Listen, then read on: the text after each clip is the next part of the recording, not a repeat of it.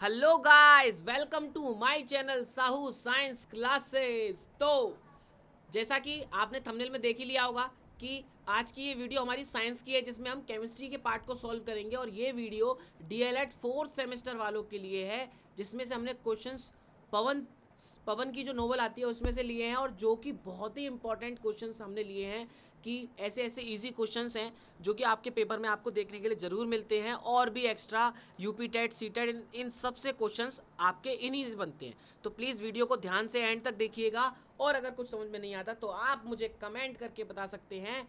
तो शुरू करते हैं हम अपनी आज की वीडियो। तो पढ़ते हैं गाइस, अयस्क क्या होते हैं।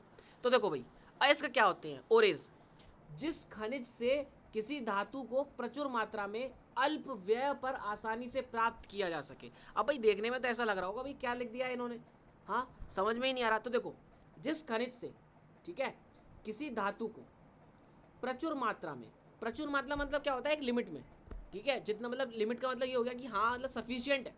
सफिशियंट का मतलब अगर आपको पता हो कि सफिशियंट मतलब बहुत है, हाँ ठीक है इतना बहुत है।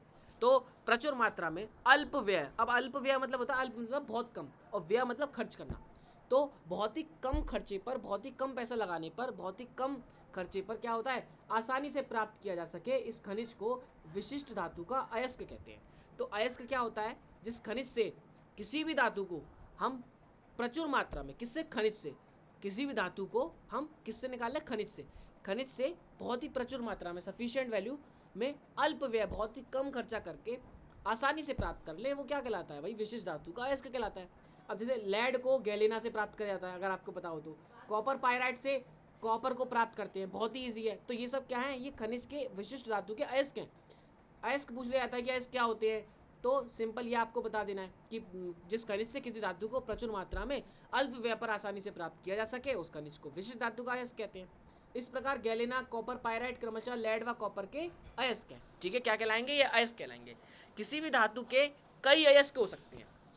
भाई एक धातु से बहुत बहुत सारे, एक खनिज से बहुत सारी धातु निकल सकती हैं, तो किसी भी धातु के कई अयस्क हो सकते हैं। परंतु जिससे भी वह धातु कम व्यय पर प्राप्त हो, वह उसका प्रमुख अयस्क कहलाता है। मतलब जिससे भी जो धातु वो बहुत कम व्यय में हो रही है, बहुत कम खर्चे में प्राप्त हो रही है, तो वो मेन कहलाएगा, उसका प्रमुख अयस्क कहलाएगा। जैसे लेड का मुख्य अयस्क गैलेना है, ये बहुत ही कम खर्चे में, बहुत ही कम व्यय में, अल्प व्यय में प्राप्त होता है, तो इसलिए क्या बोल दिया गया, लेड का मुख्य अयस्क क्या हो गया, गैलेना हो गया। अब क्या है, धातु निष्कर्षण से आप क्या समझते हैं, इसकी प्रमुख विधियों का वर्णन कीजिए। तो देखो, धातु निष्कर्षण से हम क्या समझते हैं और इसकी जो प्रोसेस है, विधियां हैं, उसको बताना है बस, और कुछ नहीं करना। तो क्या है, अयस्कों से शुद्ध धातु को प्रविधियों के बाद प्राप्त किया जाता है। तो क्या होता है कि बहुत सारी विधियों के बाद अयस्कों से शुद्ध धातुओं को कई प्रविधियों के बाद प्राप्त किया जाता है। अब अयस्कों में से शुद्धियों को अलग करके, क्या है ध्यान से समझिएगा, अयस्कों में से शुद्धियों को, अशुद्धियों को, जो भी अशुद्धियां हैं, जो भी मिलावटें हैं, उनको अलग करके धातु को प्राप्त करने व उसका शुद्धिकरण की प्रक्रिया धातुकर्म कहलाती है। क्या होती है धातुकर्म, अयस्कों में से हमने क्या निकाल ली, अशुद्धियां निकाल ली, उनको अलग करके धातु को प्राप्त करने व उसकी शुद्धिकरण की प्रक्रिया धातुकर्म कहलाती है। भाई धातु के साथ हम कर्म कर रहे हैं, क्या कर रहे हैं, हम अशुद्धियों को निकाल रहे हैं, तो क्या हो गया, धातुकर्म हो गया। इस प्रक्रिया को निम्नलिखित विधियों द्वारा पूर्ण किया जाता है। कौन कौन सी, सांद्रित अयस्क से धातु प्राप्त करने की संपूर्ण क्रिया को धातु का निष्कर्षण कहते हैं। बेसिकली हेडिंग तो ये थी, धातु का निष्कर्षण क्या होता है। तो सांद्रित अयस्क से, कैसा सांद्रित अयस्क, धातु प्राप्त करने की संपूर्ण प्रोसेस को क्या बोलते हैं, धातु का निष्कर्षण कहते हैं। सांद्रता के पश्चात भी समस्त अशुद्धियां अलग नहीं हो पाती। भाई सांद्रता के पश्चात भी क्या होता है, जो सारी अशुद्धियां हैं वो अलग नहीं हो पाती हैं, इसलिए धातुओं के निष्कर्षण की प्रक्रिया में मुख्य प्रविधियों का प्रयोग किया जाता है। सबसे पहला, अयस्क का पीसना। दूसरा, अयस्क का सांद्रण। अब सांद्रण के लिए प्रयोग की जाने वाली कुछ सामान्य विधियां निम्न प्रकार से होती हैं। कैसी, हाथ की सहायता से, गुरुत्व पृथक्करण विधि द्वारा, ये तो आपने 12th क्लास में सब केमिस्ट्री में पढ़ा होगा। फेन प्लवन विधि हमारी बहुत इंपॉर्टेंट थी। और चुंबकीय पृथक्करण विधि द्वारा, निस्तापन, भर्जन या जारण, प्रगलन, सिंटरण। तो इस प्रकार की आपकी क्या हो जाती हैं, ये प्रोसेस हो जाती है, विधियां हो जाती हैं। तो ये होता है धातु का निष्कर्षण। अगला क्वेश्चन है आपका, जो कि मोस्ट इंपॉर्टेंट है, सबसे ज्यादा पूछा जाता है कि निस्तापन से आप क्या समझते हैं, और आपको रिएक्शन भी दे देनी है बॉक्साइट और हेमेटाइट की। तो कैल्सिनेशन यानी कि निस्तापन क्या होता है, निस्तापन प्रक्रम में सांद्रित अयस्क को उसके गलनांक से, क्या निस्तापन जो प्रोसेस है उसमें सांद्रित अयस्क, भाई सांद्रित अयस्क धातु कर्म में उसमें भी लेते हैं निष्कर्षण में, और यहाँ पे भी लेते हैं। तो निस्तापन प्रक्रम में सांद्रित अयस्क को उसके गलनांक से कम ताप पर वायु की अनुपस्थिति में गर्म करते हैं। क्या करते हैं, सांद्रित अयस्क को लेते हैं और उसके गलनांक से, गलनांक मतलब क्या होता है कि जिस पॉइंट पर आकर वो गल सके, जिस पॉइंट पर आकर वो गलने लग जाए, ठीक है। तो सांद्रित अयस्क को उसके गलनांक से कम ताप पर, मतलब जिस पॉइंट पे अगर गलने लग जाएगा तो उस ताप पर तो लेना नहीं है, उससे थोड़ा कम ताप पर लेना है ना, वो पिघले नहीं।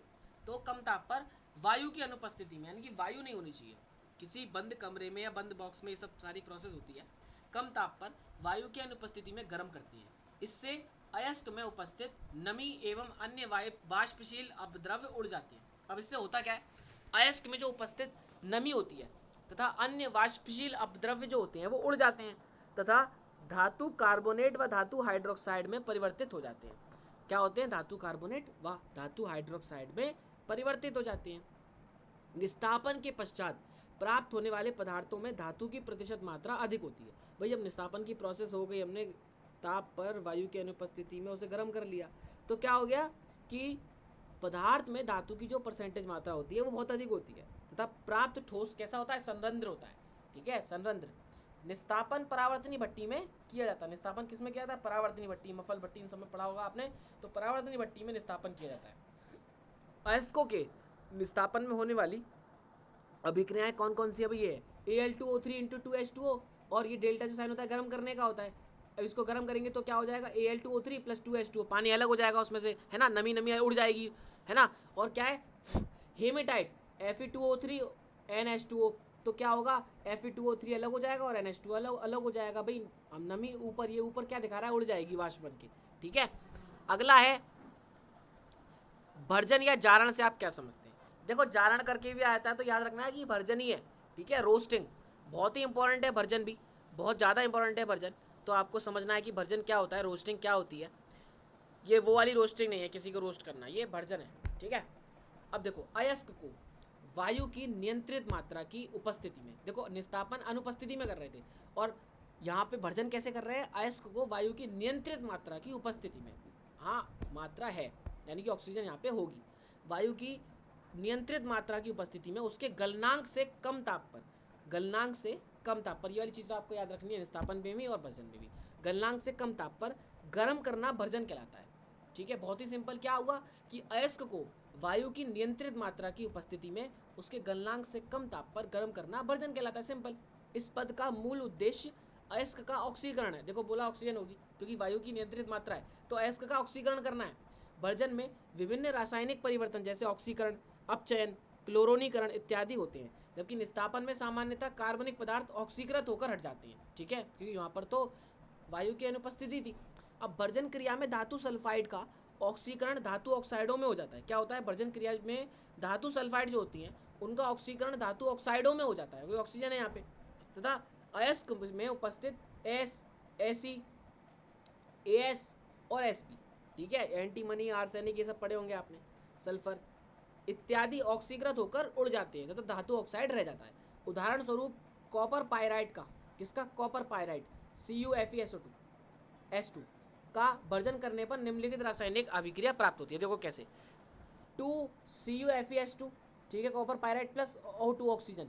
अब इसमें से क्या बचेगा, Cu2S अलग हो जाएगा प्लस 2FeS अलग हो जाएगा और ये SO2 अलग हो जाएगा, ऑक्सीकृत होकर उड़ जाएगा। अब 2FeS प्लस 3O2 दोबारा ऑक्सीजन के साथ में, तो 2FeO प्लस 2SO2 दोबारा से निकलेगा, फिर फाइनल 2Cu2S प्लस 3O2, तो फाइनल क्या निकला, 2CO2O प्लस 2SO2, ठीक है। यदि भर्जन क्रिया करते समय कोई अपचायक भी उपस्थित हो तो ऑक्साइड धातु में अपचयित हो जाता है, जैसे PbO प्लस CO, तो Pb अलग हो जाएगा और CO2 अलग हो जाएगा, कार्बन डाइऑक्साइड, ठीक है। भर्जन क्रिया सामान्यतः परावर्तनी भट्टी अथवा वात्या भट्टी में कराई जाती है, जबकि निस्तापन परावर्तनी भट्टी में हो रहा था, ठीक है। वे धातुएं जिनके अपचयन द्वारा धातु प्राप्त करना कठिन होता है उनको हैलाइड में परिवर्तित किया जाता है। इसके लिए धातु अयस्कों को हैलोजन सामान्यतः क्लोरीन के साथ भर्जन कराते हैं। हैलोजन कैसे, हैलोजन फैमिली अगर याद हो, फिर कल बारात आई, यानी कि F कल बारात आई, तो साथ भर्जन करते हैं।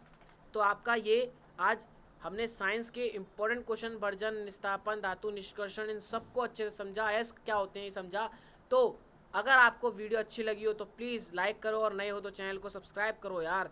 और आगे की आने वाली वीडियो के लिए बेल आइकन दबाइए ताकि नोटिफिकेशन आपको मिल सके और आप सबसे पहले वीडियो को देख सकें और पढ़ सकें।